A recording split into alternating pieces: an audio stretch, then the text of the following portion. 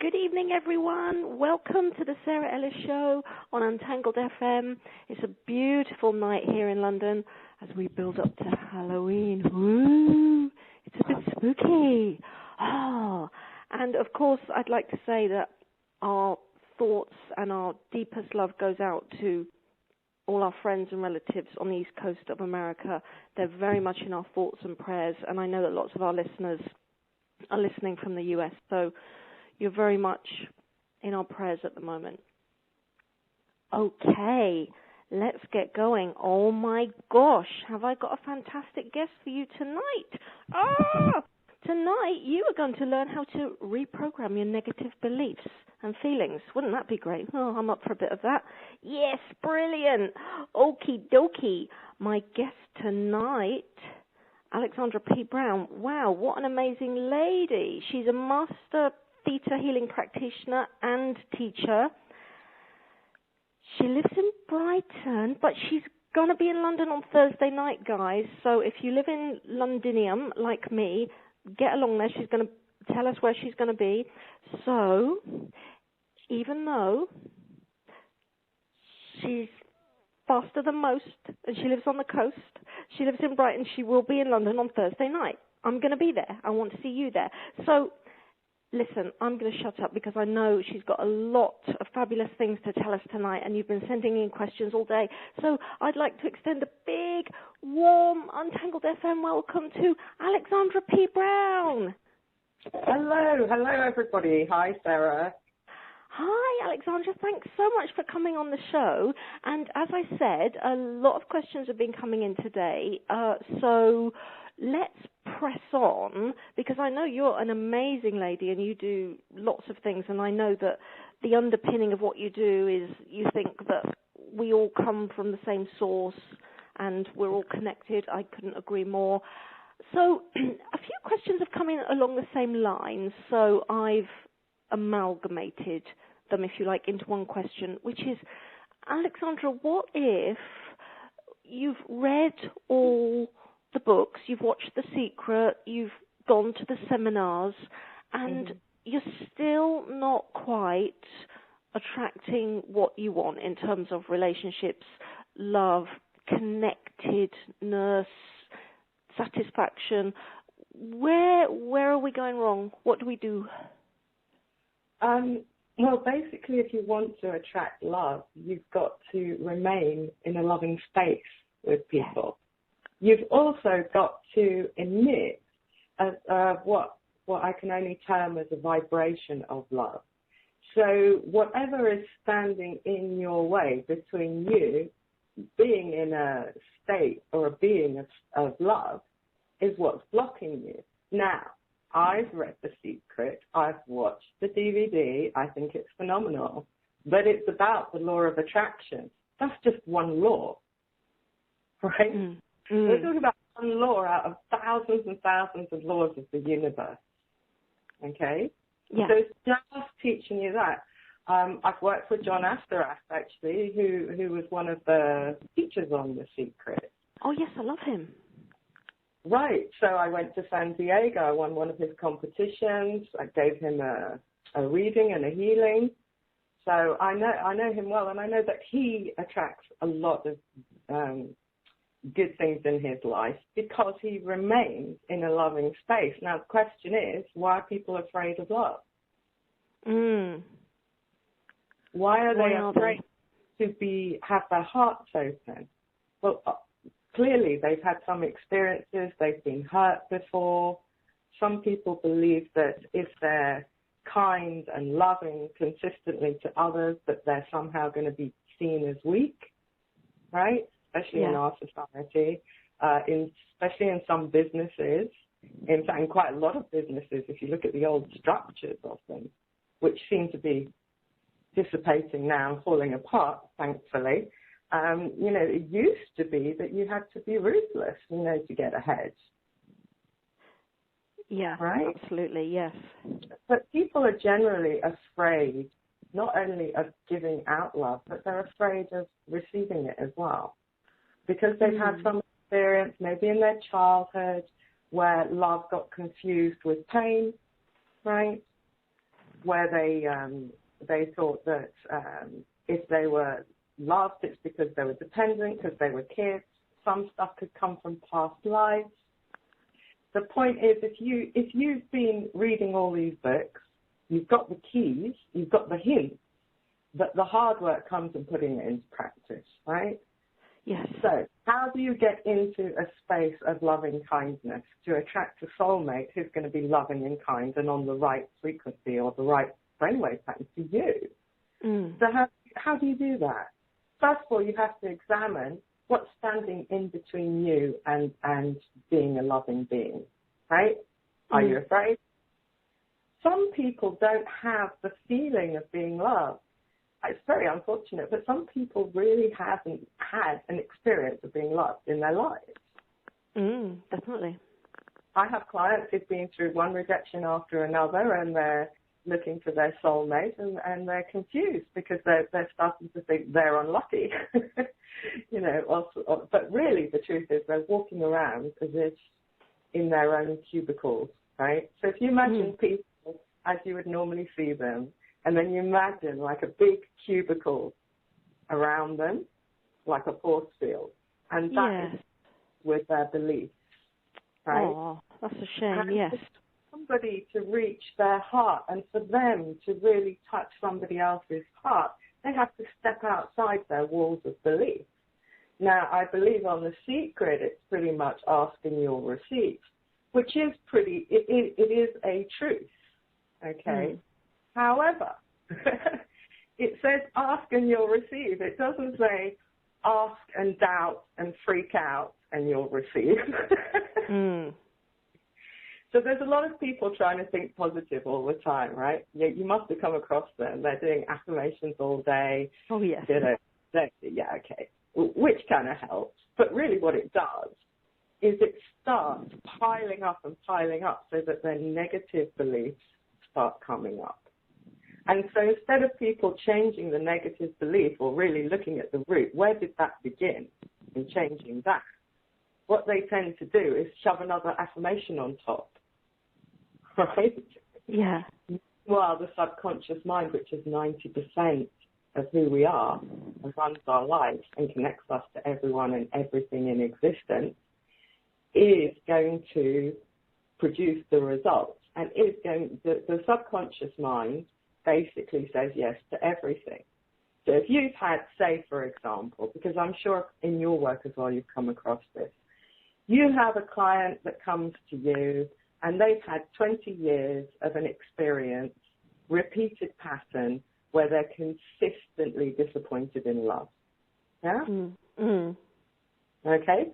So their subconscious, because that's been repeated so much and then their beliefs have been constructed around those experiences, their subconscious is just going to keep sending that signal out. Disappoint me, disappoint me, disappoint me. So they can sit there and try and be positive all they want. But if they're subconscious, and you know, the subconscious, it's the thing that's making our hearts beat, making us breathe. It's a very powerful, powerful force. And the mistake people make is that they believe that they know what their subconscious is doing. You know, they believe that they know what their subconscious holds to be true. If you want to see what your subconscious holds to be true, you look at the results in your life. Right? So people basically, they need to take the time to meditate, to actually spend, you know, not much time, 10 minutes, 10 minutes a day, maybe 20, 10 in the morning, 10 in the evening, meditating, really tuning in to where they're at, and to start to understand themselves and see what's blocking them. Now, in the kind of work that I do, and the healing work that I do, we have a process that we can't do on air, unfortunately. Oh, what a shame.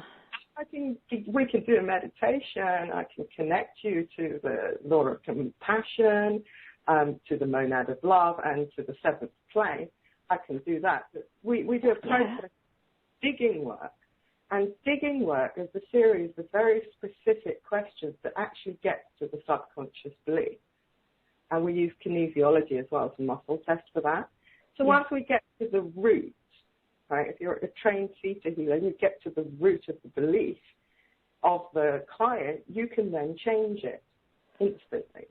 And how you change a root belief is you make a command to this energy of all that is, a bit like asking you receive, but you're kind of commanding this energy, you're co-creating with it, for this to be changed in the highest and best way. And so people's lives actually change. Now, depending on their life experience, it depends how many negative beliefs or different roots they're holding, you know. But there's also the fact that, in general, you know, there's so many more demands on people now. If you just look at women in the workplace.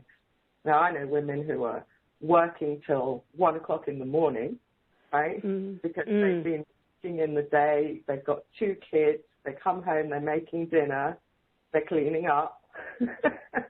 They're doing a lot of stuff, and they're trying to multitask everything, and they're pushing themselves to extremes, and then they don't have the time. Equally, there are a lot of men out there that are confused with their roles right now. So there are men who know that women want them to be more sensitive and kind, but then women also want them to be strong. Yeah? Yep, so, it's confusing. The roles are getting very, very muddled.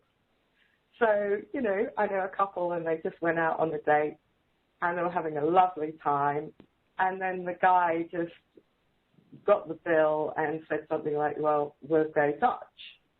Now, she came from a belief system that, you know, if a guy's really interested, he'll buy her a meal. He's come from, oh, everybody's equal, everything has to be done in halves. Right? You get this bad feeling at the end of a romantic meal between the two of them, because neither of them know how to communicate or what to do. So she's sitting there getting annoyed and thinking he doesn't like her that much. He's sitting there wondering why she suddenly looks like a sour grape. So people are generally, they get quite confused over how to date, how to be with someone, how to open their heart. And the other amazing thing about manifesting, because you mentioned Thursday evening, and we're doing a seminar on manifesting love and abundance. But the other amazing thing about manifesting or creating what you want, back to your question, is that you can create what you want, but sometimes you can't create everything you want at the same time. Okay. Tell me more. Tell me more. There are certain types of personalities, you know, as soon as they've done one result or one task, they haven't really taken the time to really enjoy it. They're like, right, what's next? You know. And the other thing about manifesting is it's much easier to manifest something, whatever it is, if you love it. Yeah. You know, if you absolutely love it. So there we go on to something like money, right? People really think that if you love money or you love playing with money or you love spending money, then there's something wrong with you. Oh, yeah, absolutely. There's lots of negative beliefs and conditioning around money. Definitely. We all grow up with that. I certainly did, yes. Exactly. But I didn't grow up to love money, no. But if somebody, you said, no, are you allowed to? I mean, are you even allowed to? Do you know what it feels like to love money? Do you have the feeling of it? Some people don't even know what it feels like. So there they are wanting to create this massive abundance in their life. Maybe they want to go on holiday. They want to take their partner with them. They want to do amazing things with this money. But they have no idea what it feels like to be wealthy. So how can you create something if you don't even have the feeling of what it's like? You can sit there and visualize all day. If you don't actually have the feeling of what you're like and what your life is like with that, how are you going to create it? So, for example, let's make this really simple. I don't have the feeling or the experience of what it's like to speak Russian. Okay? Me neither. Right. But let's say I want to speak Russian. So then I'm going to go on a course and I'm going to learn, and maybe it's going to take me quite a long time, right? Yeah. And then again, we come back to that question of time. Do people actually allow themselves time for their own spiritual growth, for their own well-being, and to love other people in their lives? Do they actually make that time? That's my question. Do they also know how to ask questions? So, for example, you know, you're with your husband. He seems to be a bit grouchy and a bit mean to you. He's in a bad mood, right? He wants to go and watch some gory movie. I'm just giving that as an example. Yeah, or Celtic playing. It would be Celtic playing in my house, yeah. Yeah. Okay, so that's his way of relaxing, and that's what he wants to do. And the wife starts thinking, oh, he's in a grumpy mood. He's barely even spoken to me. I mean nothing to this man. Or even worse, she's thinking, how dare he? How dare he come home? How dare he come home, grab dinner, and go watch the telly? Because she's not asking. She's made an assumption, right? Due to her belief. She hasn't said, hey, what's going on? Is there something that's put you in this mood, right? Because maybe she's afraid she's going to snap at her and say, oh, leave me alone, don't want to talk about it, right? Maybe she's afraid of that, but she's not asking the question. So what happens is she's made an assumption. Absolutely. Without having the courage to ask him. And then if he turns around and he says, yeah, you know, something happened at the office and it really bothered me and I lost the contract and I really just need to go and relax. And she's like, no, let's talk about it. I can make you feel better. So he's like, no, I want to go and blank it out of my mind now. So, you know, because she's feeling rejected. He's feeling like, look, I can't resolve it now. There's no point talking about it. Yeah. This movie and leave me alone. I 100% agree with you, yes. But it doesn't mean they don't love each other. At that moment, they're totally misunderstanding each other. So that's another thing that happens with people. And this can happen with friendships, with lovers, with marriages, relationships, dates, you name it, even business partnerships. This can happen all over the place because they're not asking questions, so they don't understand each other. They're just coming up with their own belief systems. Okay? Yes, yeah. So you have to have the courage not to make assumptions. You have to ask questions, and then here's the other bit: you have to be able to express what you really want as well. Express it without demanding it, without putting another person down.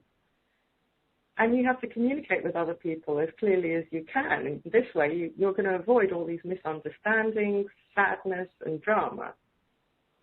Okay? Oh, we don't want that. No, we don't want that. But a lot of that happens in relationships as well, you know. It does, yeah. Yep.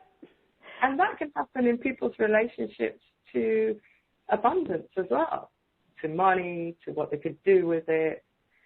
You know, I remember being quite wealthy at one point. Well, quite wealthy, it's all relative, isn't it? But quite wealthy at that stage. And I was walking around with kind of old shoes on and a bit chatty and stuff. And I wondered, I thought, well, I'm just comfy in these shoes. And then one day this guy turned around and he said to me, as a friend of mine, he said, oh, Alexandra, you know, nobody would ever know you were rich. And I said, why? And he said, well, you know, look at your shoes. look at your bag. Look at, you know. And I had to really look at it and figure out, is this because I actually am really comfortable in all this, or am I just comfortable in all this because I'm hiding the fact that I'm really quite wealthy? I see. So what, did you have some embarrassment about being wealthy? Did you have some beliefs around I had no embarrassment about it, no. What I had an experience and a belief system around it that other people would start liking me for my money. Wow, yes. Interesting. Because had experiences of that. So people be like, oh, well, you know, I'm really doing hard now. You're fine. You've got money. Can you give me some? Mm. Do you see what I mean? Yes, So absolutely. Yeah. Just in case that stuff happened again. So then I had to deal on that level. What was my fear about it? What was my fear about being visible about it? You know, not that I'm the kind of person who goes around in Gucci or anything, but, you know, I had to really look and see, why was I actually hiding it? There's a difference between being comfortable and hiding something. Absolutely. I'm the one going around in Gucci. That's me. Exactly. So we've all got, I remember the first time I bought a Versace jacket. I remember it was like one big happy moment of my life. I'd worked really hard and I had the money. I'd saved up like a proper person. And I went out and bought this Versace jacket and a pair of pants there, and I just loved the luxury of it. You know, but later on I started hiding stuff like that. I wouldn't put any, you know, no designer labels, no, you know, and then I had to look at it. So this goes on all levels. So the other thing about, for example, wealth, is there is this misconception that you have to feel that you deserve it. Half the people I know who are really, really wealthy, like the 3%, they don't think they deserve it. Really? They don't think they deserve it at all. Some of them just think they got lucky and have been blessed and are very happy with it. Other people are doing amazing stuff with it, you know, changing the world with their wealth. But the reason they're wealthy is not the belief that they deserve it. So everyone's trying to be deserving, right? And it's the same with love, by the way, which we'll get on. They're just trying to convince themselves that they have to deserve it. But actually, these people are wealthy because they believe they have money. Okay, I would like to add to that I do know people, I agree with what you say, I do know people that think they're not deserving, and when they get money they will do everything to get rid of it. Are you familiar with that scenario? That's sabotage. Now we're going into self-sabotage. That's where you've got this mechanism inside your brain. I think it forms by the age of 35. It's a bit like a thermostat. I can't remember the scientific name for it, but I'm sure John would know it. Anyway, it literally has formed completely by the time you're 35. And basically, it's like the thermostatic control with your heating system. So it's used to a certain level of happiness or wealth, for it, if we use your example, okay? And then that person, let's say they win the lottery, they get a raise, and all of a sudden they start to think, I don't deserve it, right? And then they sabotage themselves. They give it away, they ruin their success, or they do what I did and try and hide it, or whatever it is that they're doing. But that's actually due to this thermostatic control. And what we do with Beta Healing, and what we're going to do in this seminar, is bypass that, okay?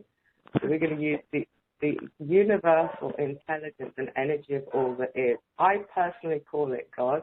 I know some people have an issue with religion and God, so they might call it creator of all that is, or they may call it the energy of all that is. But it's that basic energy of everything in existence. And that is where you can create and discreate at the same time. So that's why people can, there's people who have illnesses, they can suddenly go into spontaneous remission. How does that happen? How does that happen when someone has a terminal disease, right? I know we're going a bit off subject, but they have a terminal disease and all of a sudden their body heals itself and has completely discreated it. It's because it is possible when you're in a certain state of being, it is possible to discreate and to create. So I agree with what you're saying, but I think there's a little bit more to it as well. That person might be sabotaging themselves because they're not comfortable being that rich. So then they have to be downloaded with the feeling of what it feels like to be comfortable and themselves whilst having all this wealth, for example. Okay. Great. Now, you mentioned that you can do a meditation. I would love to do one of those. But firstly, you just mentioned the seminar you're going to be doing on Thursday night in London. Can you tell people where it is, where you're going to be, how to get there? Where is it? Oh, yes, certainly I can. It's going to be at the Columbia Hotel. Okay, At the where, sorry? The Columbia Hotel. Great. Which is 95 to 99 Lancaster Gate. Yep. We have seating from 6 o'clock, registration and seating, and we're going to start at 7 and go on till 9:30. They can book it online at thetahealingacademy.com, or if they turn up at the door, they're probably going to pay slightly more. At the moment, It's £25 for one ticket, or bring a friend for £35. Oh, that's fantastic. And in that, we're actually going to get people to work on their belief systems with each other. I'm going to do a live demo as well, a healing demonstration. And we're going to give people tools that they can use immediately in their life so they can take something away with them. I'm going to share my secrets to manifesting. I'm going to talk about how to attract the most compatible soulmate into your life, or how to improve your existing relationships. We're going to teach them a little bit more about the law of attraction and how to effectively apply it. And also this fantastic element of theta healing where people get to open up their intuitive centers, a bit like what the mystics call your chakra system. Oh. So that helps a lot, because the more you're intuitive, of course, the less mistakes you make. Okay. Is that the same as the third eye? Someone told me the other day I had to open my third eye, and I thought they might have been something a bit rude. I didn't really like to ask what it was. Well, the chakra system actually relates to the glandular system. So there's a physical element as well as a metaphysical. That there are main 7 chakras, right? Within that, you've got the third eye. The third eye is more for seeing past lives, seeing the future. It's what mystics and psychics and mediums use a lot. We use it a lot. We use it a lot in theta healing. However, one of your most intuitive senses that nobody seems to mention is your heart. Oh. Because your heart, that feeling in your chest, your heart and your gut. Also, your heart has something like 200 more times the magnetism of any other organ in your body. Okay. So, these are all little facts that are left out, or people haven't found out about or don't understand. Your chakra system, basically, your intuitive centers are all the chakra system, all 7 of them, which won't go into right now. But anybody can Google them and look them up. They're open anyway, by the way. I love the way people think that they're closed. They're never closed.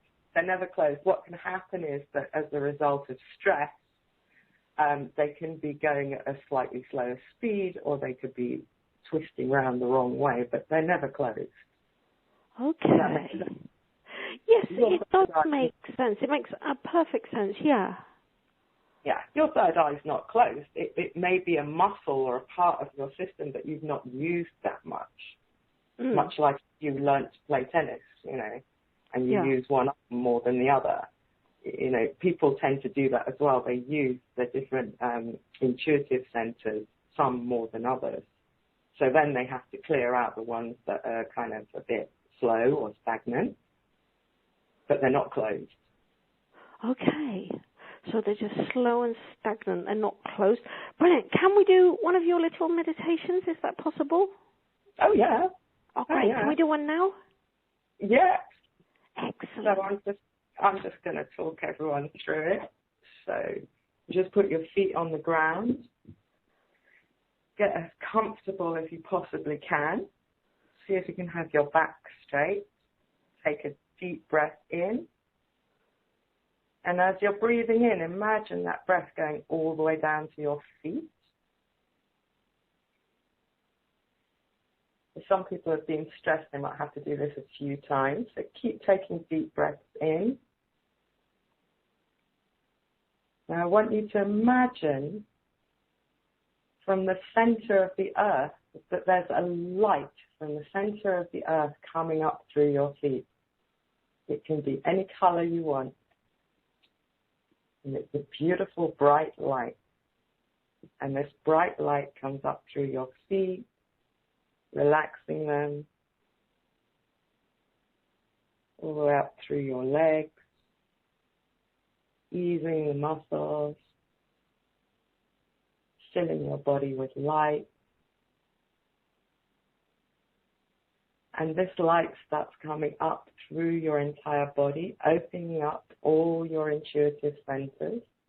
So I just want you to imagine all your intuitive centers just opening and filled with light. And this light comes up through your heart. And you take another deep breath. Just let go of any stress of the day. Your whole body starts to be filled with this beautiful light, any color you want. You can see it. You can feel it. Now I want you to imagine a huge globe of light just above the top of your head, like a giant bubble globe of light. Again, it can be any color you want. And now you're going to visualize and imagine putting your entire body inside this globe of light, so you're surrounded by light. You're contained and surrounded by light. And this globe of light rises up through the ceiling of the building you're in, all the way up gently into the sky. It goes higher and higher above the country you're in, till the country's below you. And you're safe and secure and surrounded by your globe of light. And you gently go out through the Earth's atmosphere till you see or feel the beautiful blue-green globe of the Earth beneath you. And you go higher and higher, until you imagine you're going out of the known universe.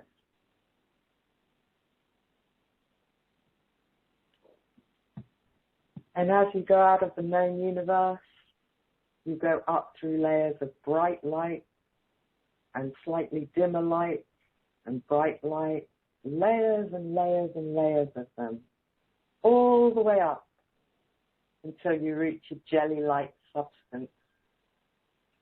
And this substance, like jelly, is the universe, the laws of the universe, the laws of life. You go up through the laws, and just at the top, there's a beautiful, strong pink light.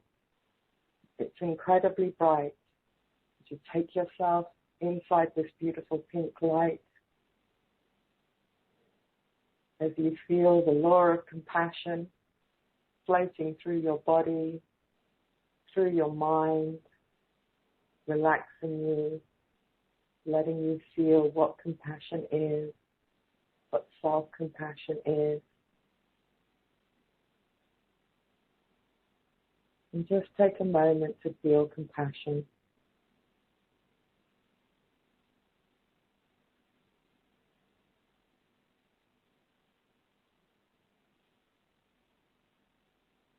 Now, still in your globe of light, you're going to go higher and higher.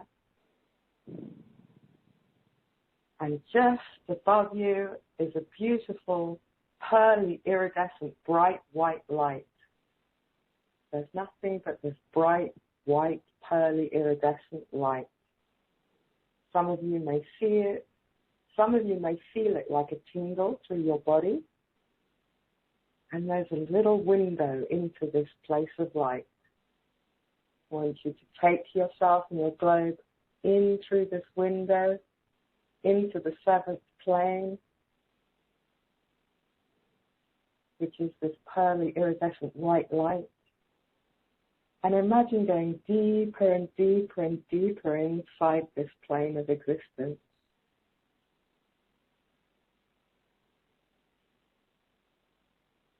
And you start to feel peaceful. And you start to feel unconditional love surrounding you. And the intelligence of the energy and creator of all that is. There is no form here, there's just energy and universal intelligence.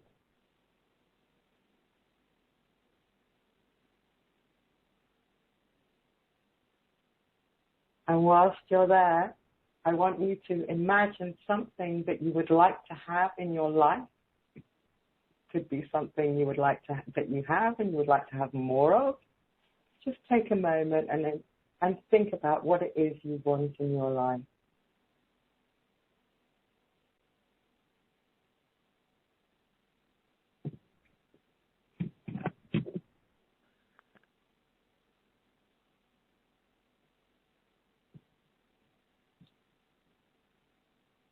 See if you can feel it. See if you can visualize it.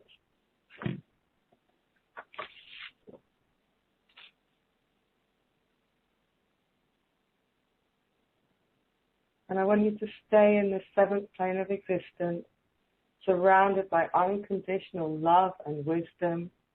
And you are safe. And I'm going to start giving you some very simple downloads.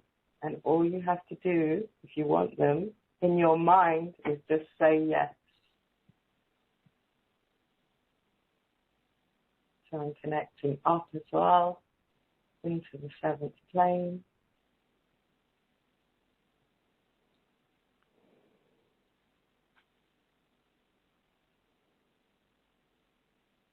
I love and accept myself completely. Just say yes if you want this.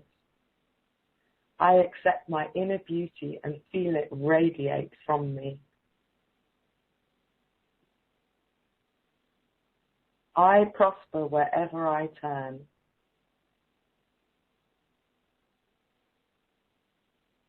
I give out love and it's returned to me multiplied. I am joyful in the love I encounter every day. I know what it feels like to believe in myself. And I know that others believe in me. I know how to express my needs and feelings. I am my own unique self, special, creative, and wonderful. All my relationships are loving and harmonious. I know what it feels like and how to experience peace every day. My life is becoming a joy filled with delightful surprises now.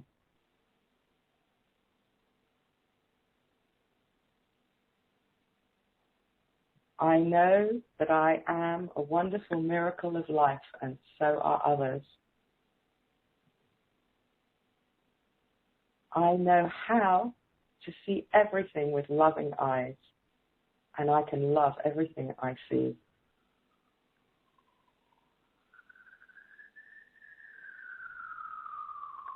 I encounter love in all my relationships, and I love these encounters.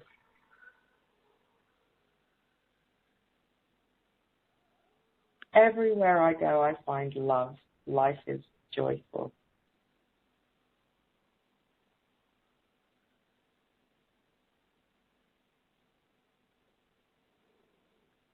Okay, I want you to remain in the seventh plane, soaking up this unconditional love.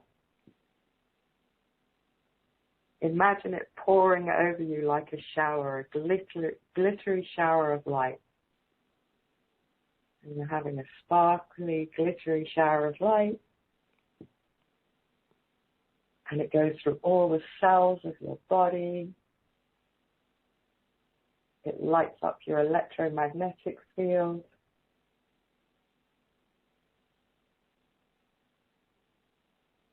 Remember your giant globe.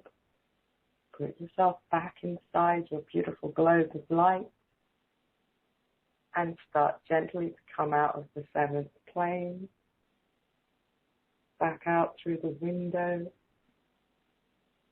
As you start to make your descent through the pink light, the law of compassion, back down through the jelly-like substance, the laws, through layers and layers of bright light and dimmer light and bright light and dimmer light.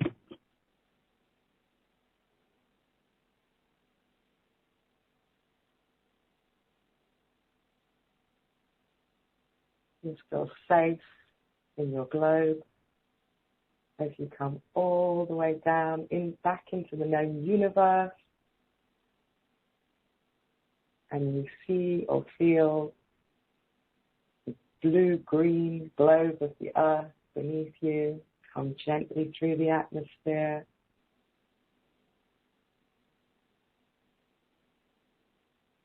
All the way down through the beautiful sky as your globe stays just above the top of your head.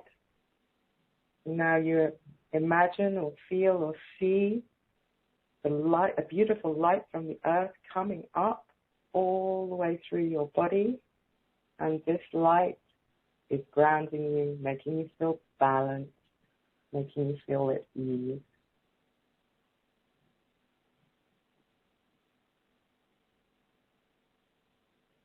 And when you're ready, open your eyes, take a deep breath.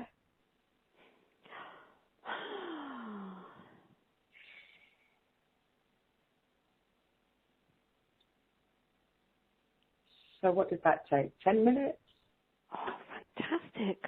I loved the 7th plane. Oh my gosh. I feel great.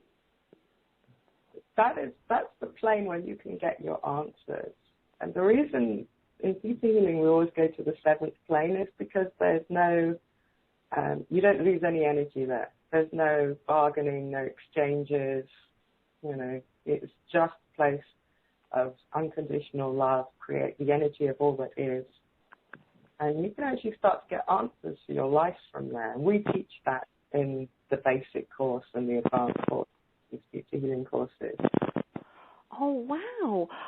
Yeah, actually, it's funny that you did that meditation because today I had this experience. I mean, maybe I had you in mind that you were coming on my show tonight.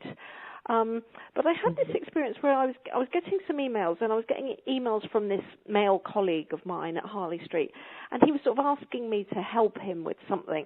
And I really was getting irritated, and I was thinking, why is he, everybody wants something from me, and why does he keep sending me these things, like demanding, he knows I'm busy at the moment. And then I just thought, and I was really getting wound up, and then I just sort of took a step back and said to myself, no, Sarah, think of all the times he has helped you. He's done things for you. And I just immediately changed my state, and I was in a different place immediately. As soon as I said that, and I got in a different place, and then I started feeling very loving towards him, and solutions just started coming to me, and it was amazing. Yes. Well, it's like when I was talking to you the other day. I was promoting something. I can't remember what I was doing. I had this talk to go to and do, and I was just thinking, oh, this is quite stressful, all this work. Because my aim is to bring as many people as possible into a state of love as I can possibly reach. So given that aim, it was quite hard work. And then I was just thinking, you know what, I need to put this video from this talk up on the radio show, blah, blah, blah. You know how you think. And then I was thinking, it would be so good to do another radio show and a few more talks and make this all a lot easier so people can find for themselves that they actually can, meditate within 10 minutes. They don't have to spend the next 20 years staring at blank walls trying to not have thoughts. Yeah? They actually can change at least one belief within an hour. And that's the slow way. In people healing, that's the slow way. That they really can heal and change things in their lives. Because I just believe, fully actually, that if people were walking around in a even a slightly higher state of happiness and peace, the whole world would be different, would it not? Oh, yes, absolutely. And I also believe strongly, I don't know if it's anything to do with the Mayan calendar, but that there is a big change in people's awareness. A bit like the 100th monkey, You know the story of the 100th monkey? No, tell me. Okay, this is fabulous. You'll love this. It's Abraham Maslow. He went and studied, I think it was the Trobriand Islands, and basically he was studying monkeys and how they lived. As an anthropologist, and he was studying their behavior. And what they used to do, these monkeys, is they used to find these sweet potatoes, yams, and they'd dig them up from the earth. And then they'd go and sit on the beach on these islands and just start picking off the earth so that they could eat these sweet potatoes.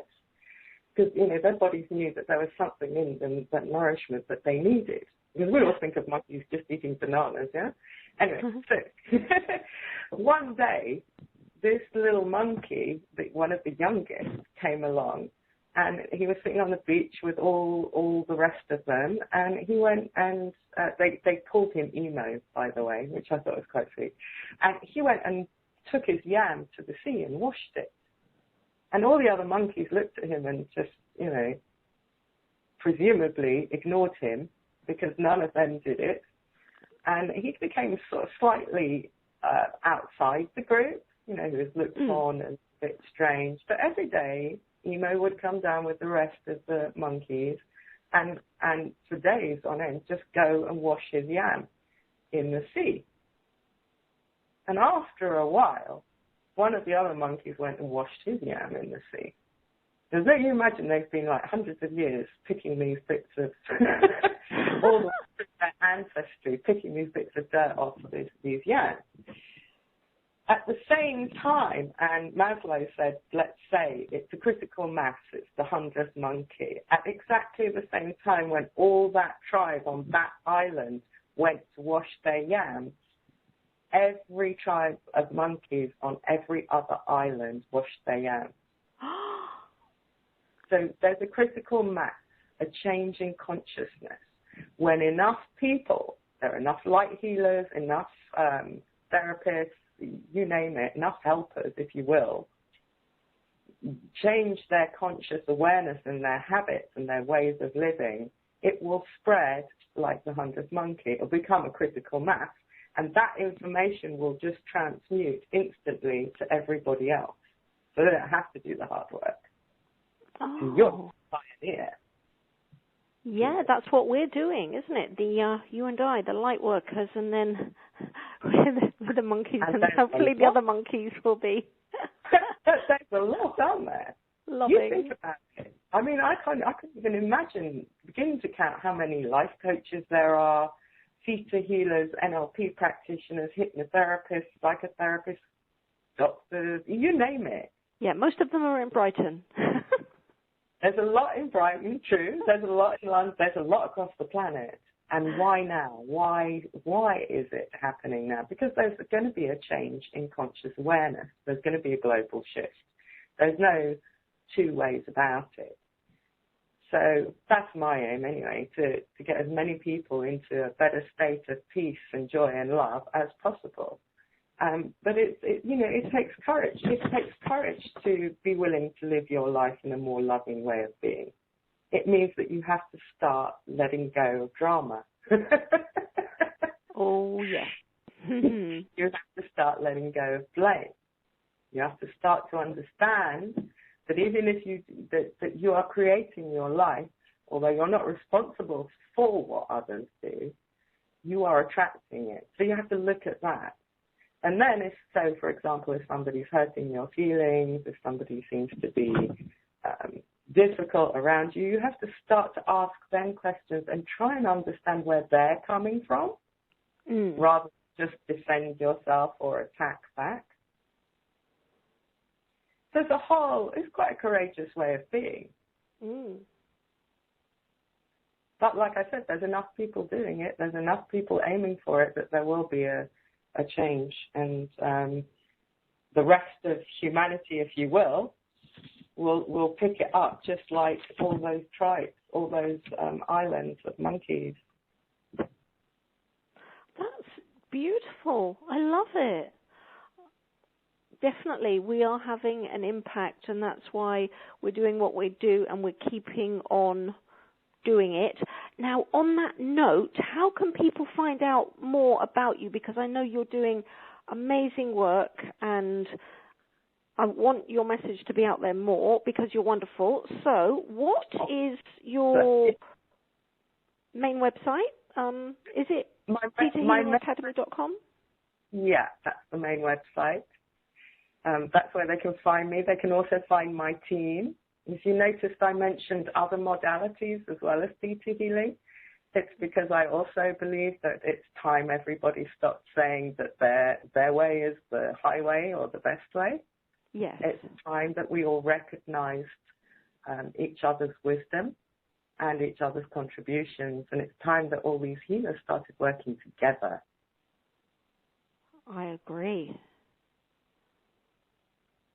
Fantastic. So we give sessions where we do one-to-one sessions. We can do them on Skype or on the telephone, where we can get to the root beliefs. Or if somebody wants to add on to what they're doing or become a practitioner, they can come and learn the foundation course, the basic theta healing course. We're teaching that in Brighton and London, different times of the year, and they'll learn how to do this on themselves. And then they get accredited on top of that to be able to become practitioners and do it professionally if they want to. Oh, wow, fantastic. And listeners, I can really vouch for how wonderful theta healing is, because I was telling Alexandra when I approached her to come on this show, when my mum died, I saw a theta healing practitioner, Edward Stoppler. Oh, he's fantastic. I hope to get him on my show. Edward Stoppler. And I really had some great sessions with him, and it really helped me with my grief, and it helped me process a lot of things. It was fantastic. It helped me through such a difficult time. I mean, I really can't praise it enough. It was brilliant. Well, imagine, Sarah, if you learnt it for yourself, and then you're giving your session, right, in the normal way that you work, and then you say to your client, would you like to know what it feels like? Fill in the blank, right? And you could actually change one of their belief systems within minutes. Great. Wow. Fantastic. So it takes practice and knowing the nuts and bolts of theta healing. So we have like basic, advanced, we have intuitive anatomy, which is like the most in-depth, and that goes on for like 15 days where you clear out every system of your body. You know, we get to explore the 7 planes of existence where you can learn how to heal and work with different elements like minerals, herbs, the different planes, the laws.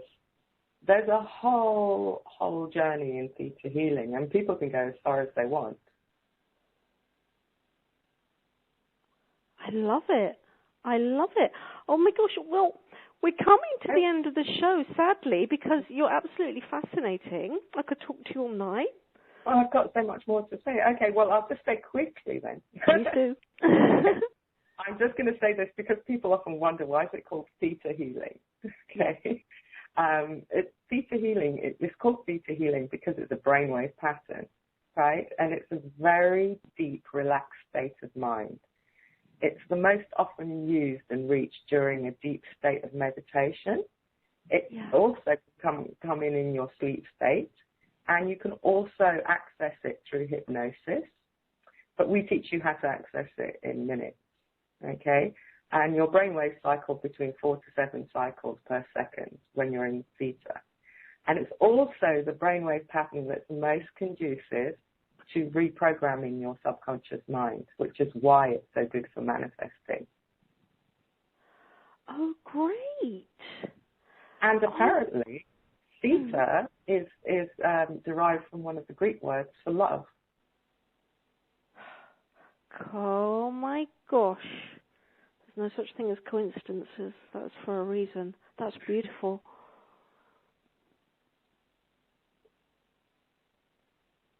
Well, is there anything else you'd like to say? Because I'm going to have to say goodbye in a few minutes, and I know that people have been sending in questions. We didn't get time to answer them specifically, but you did cover a lot of stuff, so I think a lot of stuff got answered. It certainly did for me. Oh, I had an amazing time. Thank you. Anything else you'd like to say before we go? Yeah, it's easy. You can do it. You can change your life. You can improve your relationships. You can improve your friendships, your relationship to your loved ones, to family, to money, to work, you name it. You can do it, and I know you can do it because I've done it, and so have my students. Oh, that's lovely. That's a lovely note to end on, and I absolutely agree with you. I concur with that. So, it just remains to say thank you so much for coming on tonight. You're very welcome. It was my pleasure. Thanks for asking. Yeah, I will just quickly reiterate, everyone, this Thursday evening in London town, Alexandra is going to be at the Columbia Hotel. It's Lancaster Gate, and it's right near Lancaster Gate Tube. You just kind of come out of the tube, and it's around the corner. So go along, because it's going to be fantastic. And what time did you say to pitch up, Alexandra? 6 o'clock? Well, they haven't pre-booked yet. They need to arrive by 6, and it's being run by Solar Events. So they'll be there to register everybody. Okay, great. So that's Solar Events. All right then, guys. Well, thanks so much for tuning in. Thanks, Alexandra. You've been a brilliant guest, and I look forward to hearing more from you. I'm glad I found out about you. I'll be connecting with you more, definitely. Wonderful, wonderful. Thanks Lovely a lot. to speak to you and your audience, and I'll say goodbye. Yeah, thanks a lot, Alexandra. I'll be in touch. Thank you so much for coming on tonight. You've been brilliant. Thank you, thank you, thank you. Okay, everyone. It's time to come to the end of the show, I'm afraid. It always goes so quickly. I'll leave you with my prayer for you and everyone in the world tonight. May you be held in compassion. May your pain and sorrow be ceased. May you be at peace. Have a great week, everyone. Look forward to speaking to you next week. Lots of love. Have a